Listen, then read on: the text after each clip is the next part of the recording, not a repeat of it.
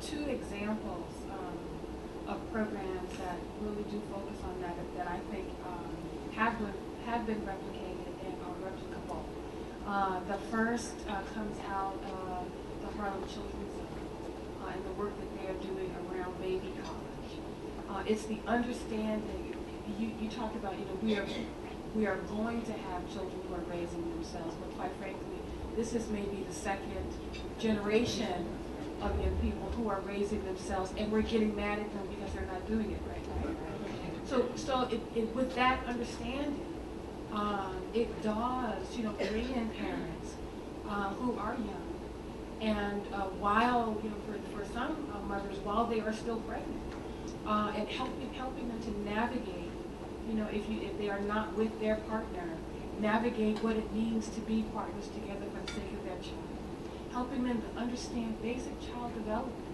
How many times have we seen young parents walking down the street, talking to their children in ways that just make us cringe? And they are upset and they are angry because they don't understand why this 18-month-old boy is not a potty trained. Well, they don't know, and so we do have to intentionally teach them.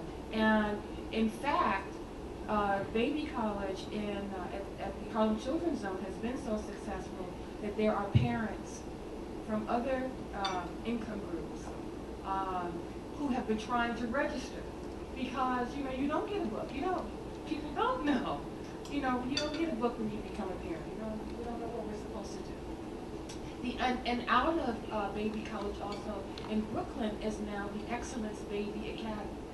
And the woman who is running this amazing community organizer, Robin Smith, who, she will go to the houses where they don't even have a bell to ring, and she's yelling up in the window, it's time for class. And then, young, teenage, very young parents are coming to these classes to really be supported in growing into parenthood without the sense of judgment, without the sense of you've done this wrong and there's really no way for you to correct this. But now that we are here, what can we do? What is our investment in this young family to ensure that this child has the best of their mother and their father? How do we make that happen? And there are models around that are doing that. So, Janine? Yes, I think, Richard, one of the things that we also need to consider is that parents, poor parents, care about their children's education as much as parents with means. And it normally, it gets my back up a bit when I hear folks talk about our inner cities. And one of the things they'll say, well, these parents, they're not engaged, they really just don't care. And raising kids in my later years in life has given a whole new twist to parent involvement in school. Because I will tell you, just the first week of school is traumatic. 30 forms to sign, you got to get them in. Even if you don't qualify for free and reduced lunch, you got to fill it out anyway because they need to input the data. Now it's a new system where you don't get the progress report. You got to have an account, and you got to go online, and you got to check it every once in a while. And I'm thinking, I'm an educated person involved in this whole profession. And it works my last nerve. I can only imagine a frustrated mom who's trying to sort life out for herself and then trying to stay on top of this stuff. So I guess one of the things that I would strongly suggest for parental involvement, I put it back on the individual school. Because sometimes the administrators and the teachers in the building don't know how to get parents involved either. And maybe they also need to be trained that here are some things that work and here are some things that don't work. Because I've never met a parent, when you look at them and say, what do you want for your child? I've never heard a parent say, I want them to be a drug dealer, I want them to be I've never heard any of that. Every parent I know says he or she wants their child to be something very great. And many of them just don't know how. That's right. Okay, were Junius Williams here, he would jump all over this question. Unfortunately, he's not. So one of the other guys is going to have to step up to the plate. Who's going to do it? One of the guys has got to step up. All right. in honor of Junior. In honor of Go right. Yes, I'll step up. One of the things that when I heard Pritchard, Minister Pritchard ask the question, a homework assignment for each of us today is to be in touch in our community with where there are opportunities to engage in the problem, the issue that we are discussing. I learned in Irvington, they actually have a high school in Irvington that actually caters to those young ladies with children, even during their term of pregnancy or whatever.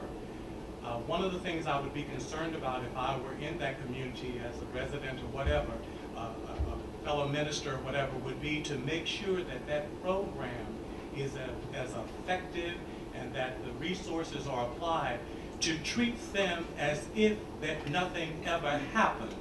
And stay with me. We have this track that we would desire that our children and our grandchildren would go on and they would never have these kinds of conditions. But we are the church, and as the church, we are about redemption, we're about renewal, we're about restoration. And one of the things that came across my mind as this question was asked, to whom much is given, much is required. That thought occurred to me. The other notion is that we have got to find a way to engage our parishioners in ministry. Let me repeat that. The harvest is ripe, but the laborers are few. It's not just the pastor, but every parishioner is a potential ambassador. And I'm looking for the kind of parishioner that's been through this. I'm looking for a parishioner that had a child at 16. One that was in the church. One whose parents were in the church.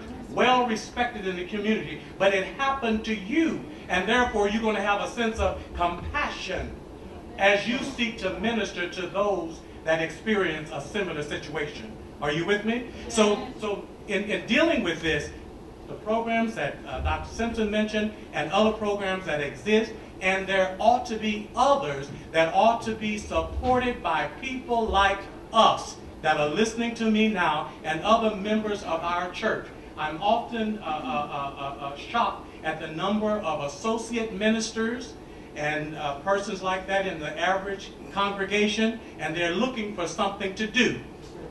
Well, guess what? The harvest is ripe, but the laborers are few. And the most important thing is to get people who have had the experience, and therefore they have a compassion and a sense of empathy about this ministry. Thank you. No, John wants to get in. Go ahead. I think Reverend Spagner just kind of struck a chord with me, because I think if we're going to engage in that ministry, then as the church, I really was going to focus on the school perspective, but I guess I need to jump over to the church. I think the church then has to encourage its membership to engage in the ministry of transparency.